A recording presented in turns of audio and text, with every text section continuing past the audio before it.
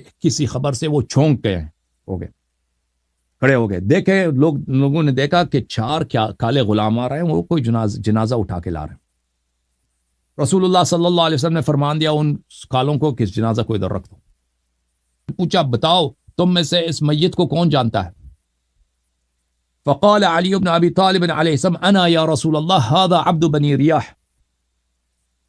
سید المسلمین امیر المؤمنین اخو الرسول نفس النبی صلی اللہ علیہ وآلہ وسلم نے فرمایا، سلام اللہ علیہ وآلہ نے فرمایا کہ میں جانتا ہوں اس کو یا رسول اللہ، یہ قبیلہ بنی رباح میں ایک غلام تھا جس کی وفات ہو گئی ہے۔ مستقبلنی قط الا قال واللہ انا احبک،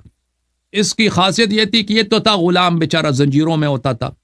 نوکر تھا، کام کرتا تھا، محنت کرتا تھا،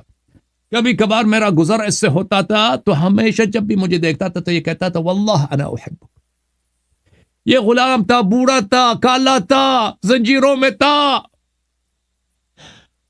محنت مزدوری کرتا تھا، اس کو پتہ نہیں کھانا بھی صحیح ملتا تھا یا نہیں، لیکن جب بھی اس نے مجھے دیکھا ہمیشہ مجھ سے یہی کہا کہ اللہ کی قسم میں آپ سے بہت محبت کرتا ہوں،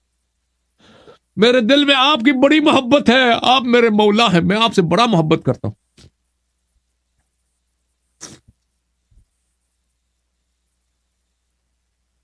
قال رسول اللہ صلی اللہ علیہ وآلہ فاشهد ما يحبك الا مؤمن ولا يبغضك الا